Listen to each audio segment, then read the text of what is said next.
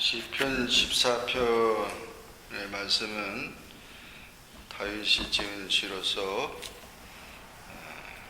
어리석은 자는 그 마음에 이르기를 하나님이 없다 하도다.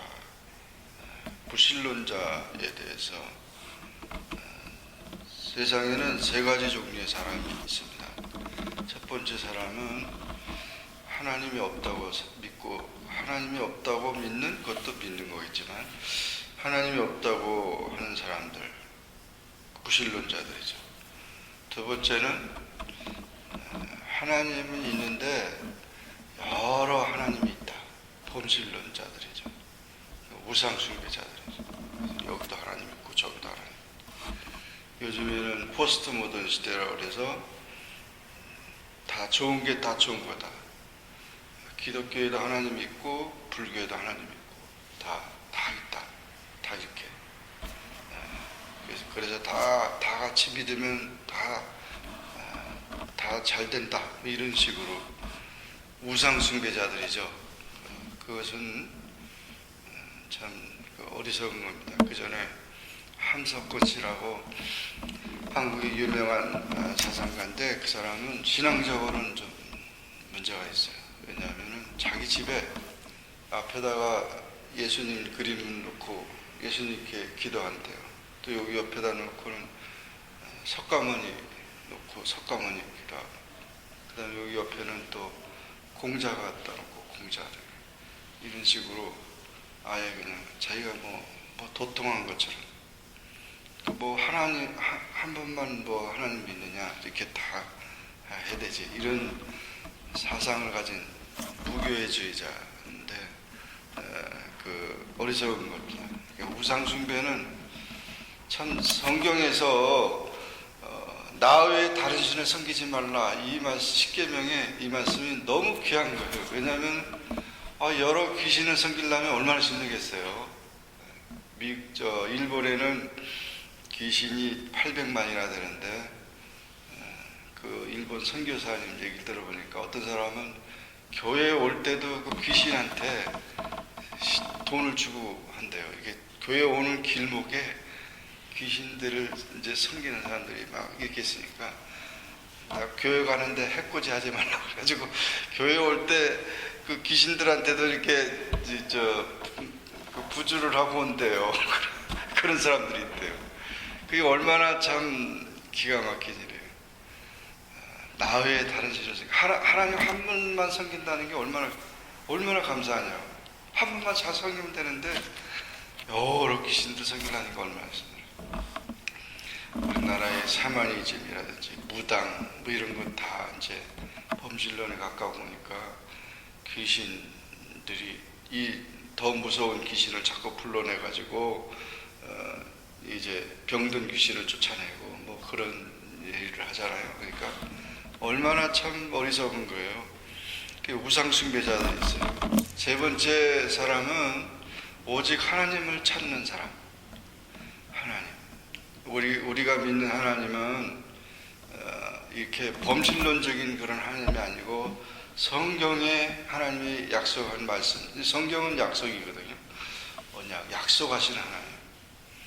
또 유일하게 우리를 이 세상을 창조하시고 예수 그리스도를 통해서 우리를 구원하시고자 하는 하나님.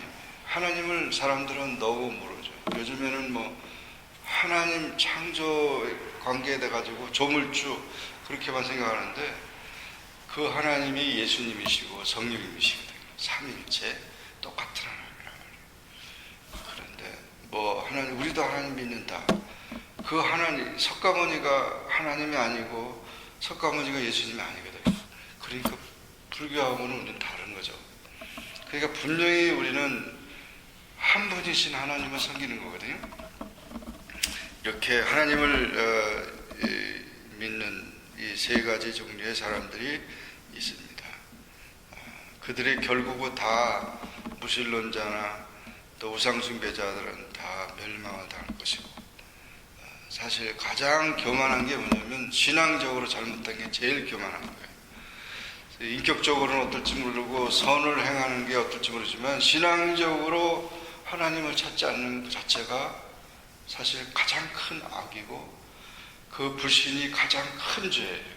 하나님 믿지 않는 죄가 가장 큰 죄예요. 이 엄청난 죄. 그러니까 구원을 받지 못하니까 얼마나 불쌍하나. 그러니까 참 우리가 하나님을 믿는다고 하는 것, 하나님을 아는다고 하는 것, 하나님을 신뢰한다고 하는 이 자체가 가장 큰 축복이라는 거죠. 그래서 그걸 모르면은 가장 큰 저주가 되는 거예요. 그래서 어리석은 자는 그 마음에 이르기를 하나님이 없다 하는다. 하나님이 없다.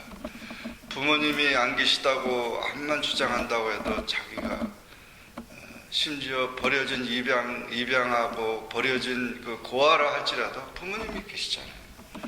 그가 부모님이 없이 그가 이 세상에 존재할 수 있어요. 마찬가지예요. 하나님이 없다고 그래서 하나님이 없고 하나님이 있다고 그래서 있는 게 아니고 하나님은 계신 거죠. 그것을 우리가 신뢰하고 그것을 찾고 그분을 알고 그분을 더 깊이 알게 되는 거예요. 입양아가 이제 입양돼서 부모님을 찾듯이 자기 성장하는 자기를 찾듯이 우리는 우리가 하나님을 버렸지 하나님이 우리를 버린 적이 없어요.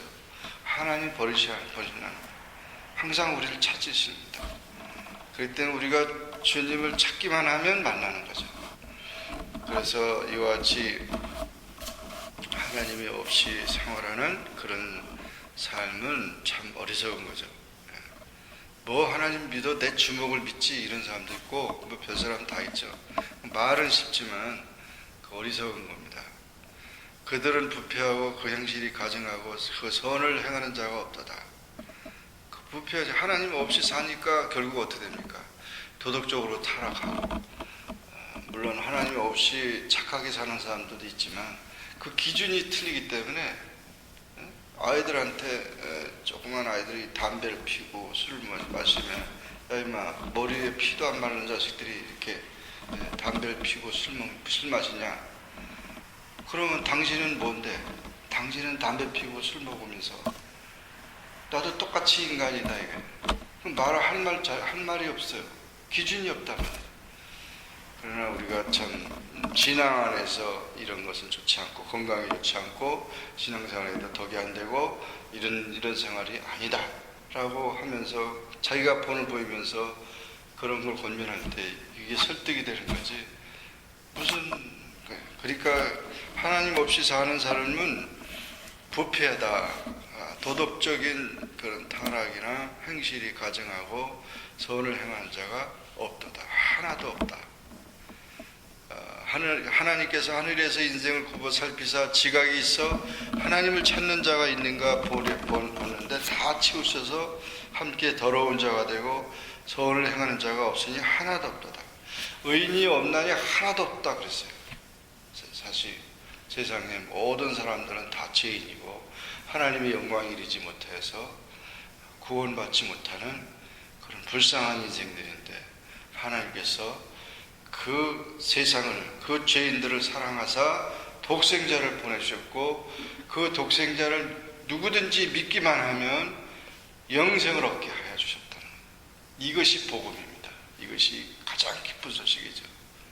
병든 사람이 병 낫게 해준다는 것처럼 좋은 소식이 어디 있겠어요.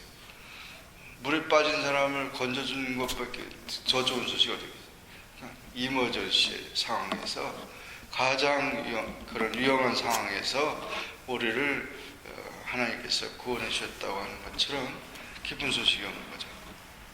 그래서 이와 같이 정말 의인이 없고 다 치우쳐서 다 죽게 된 인생들, 이 죄악을 행하는 자는 다 무지하냐. 그들이 떡 먹듯이 내 백성을 먹으면서 여호와를 부르지 아니하는다.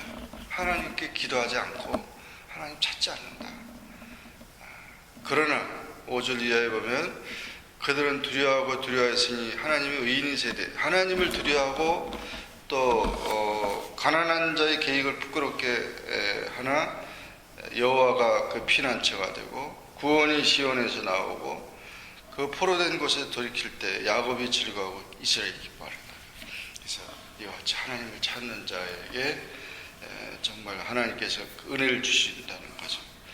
너희가 간절히 찾고 찾으면 나를 만나리라 약속하셨죠. 그리고 믿음이 없이는 하나님 기쁘시게 못하는데 그 믿음은 바라는 것의 실상이요 보지 못하는 것의 증거고, 누구든지 하나님이 계신 것과 자기를 찾는 자들에게 상 주시는 이심을 믿으면 그것이 믿는 대로 되어지는 것이죠. 그래서 하나님을 찾는 것, 그것이 바로 하나님 기뻐하시는 것이고, 하나님이 부담되는 게 아니고, 수고하고 무거운 짐자들아 다 내게로 오라, 내가 너희를 편히 쉬게 하리라 그랬거든요. 그러니까 주님께로 와야 되는 거예요. 수고하고 무거운 죄짐, 우리의 모든 잘못된 거, 힘든 거, 고통스러운 모든 것을 다 주님께 내려놓고 평안함을 얻고 안식함을 얻고 또 새 힘을 얻어야 되는 거예요. 그래서 신앙이라고 하는 것은 새 출발이고, 결국 모든 것을 다 내려놓고 주님 안에서 평안을 누리는 그런 삶이라는 거죠. 6.25 때 시골에 집차가 이렇게 내려가는데 어떤 그 시골 길이 굉장히 멀잖아요. 어떤 할머니가 이렇게 집 보따리를 가지고 이렇게 갑니다. 그러니까 할머니가 먼 길을 가니까 집차 타세요 그랬더니 탔는데 할머니가 그냥 보따리를 그냥 머리에다 그냥 이고 타는 거예요. 그래서 아니 그거 내려놓으라는데도 아니 내 몸은 태워줘서 고마운데 이 짐까지 그러죠. 왜 짐을 보따리를 그래가 붙들고 타냐고, 차를 그냥 내려놓으면 되는 건데. 우리 신앙생활 하는데 마찬가지예요. 우리도 주님께 내려놓으면 되는 거예요. 모든 염려 근심을 다 내려놓으면 주님이 편안하게 우리를 인도하실 건데 왜 걱정하냐, 믿으면서 왜 걱정하냐. 완전히 내려놓으라겠네요. 그러니 얼마나 참 예수님 안에서 누리는 안식과 평안은 엄청난 겁니다. 우리가 상상 못할 그런 즐거움과 기쁨과 안식이 있는 겁니다. 그래서 믿는 자의 그런 삶은 바로 그런 것이고, 그의 피난처가 되고, 그럴 때 우리가 즐거워하고 기뻐한다. 그래서 구원의 기쁨이라고 하는 것처럼 귀한 것이죠. 신앙의 기쁨을 찾는 사람이 하나님을 만난 자입니다. 하나님을 만나면서 세상에 사랑하는 사람들끼리 만날 때 정말 좋아하는 감정 그 이상 그거 비교할 수 없는, 하나님을 만나고 하나님의 은혜 안에 거하는 것처럼 기뻐하고 즐거워할 것입니다. 그래서 이와 같은 고백이 나오는 것입니다. 그러니 얼마나 참 그 어거스틴은 그런 얘기했어요. 하나님 품 안에 안기 전에는, 하나님을 내 마음속에 모시기 전에는 참 평안이 없었다. 자기가 이제까지 평안을 찾아보고 이것저것 다 해봤지만 주님이 내 마음속에 오실 때처럼 내 마음에 평안이 없었다. 참 평화가 없었다. 그렇게 고백했습니다. 그러니 이 세상의 모든 자랑하는 것들은 다 사라지는 풀과 같고 이슬과 같고 썩은 나무와 같고 썩은 사과와 같아요. 냄새나고 그것은 맛이 없고 그것은 더 우리에게 기쁨을 주지 못합니다. 이 타락한 세상은 그렇게 다 되어져도, 그러나 하나님을 섬기는 사람은 부패하지 않아요. 깨끗하고 진실하기 때문에 거기는 이제 시냇가에 심은 나무처럼 시절을 쫓아 과실을 맺는 것입니다. 그와 함께하는 것입니다. 하나님이 그와 동행해 주시고 그를 붙드시는 것입니다. 이 사실을 우리가 기억하면서 정말 하나님이 없다고 하는 그런 인생 얼마나 불쌍한가. 하나님을 우리가 모시고 하나님의 은혜 안에 사는 것이 얼마나 행복한 것인가. 이것을 우리가 확신하고, 또 정말 그런 불쌍한 자들을 우리는 전도하고 또 그들을 위해서 기도하고 더 하나님 안에서 기뻐할 수 있는 우리 모두가 되기를 주의 이름으로 축원합니다. 기도하겠습니다. 주님 감사합니다. 오늘도 저희들 기도하며 하루를 살게 하시니 감사합니다. 시편 14편 다윗이 고백한 것처럼 어리석은 자는 그 마음에 이르기를 하나님이 없다 한다고 했습니다. 정말 어리석고 부패하고 정말 그 불행한 불쌍한 인생들이 얼마나 많은지요. 그런 저희들 하나님 알게 하시고 하나님 사랑받게 하시고 하나님 찬양하게 하시고 하나님 찾게 하시니 감사합니다. 하나님께 기도하게 하시니 모든 염려 근심이 떠나고 하나님의 평화와 은혜가 넘쳐나는 것을 믿습니다. 다윗이 고백한 것처럼 여호와께서 이제 이스라엘을 구원하시니 야곱이 즐거워하고 기뻐하리로다 했습니다. 정말 하나님 안에서 늘 즐겁고 기쁘고 감사한 그런 삶으로 우리의 삶이 바뀌어지게 하여 주시옵소서.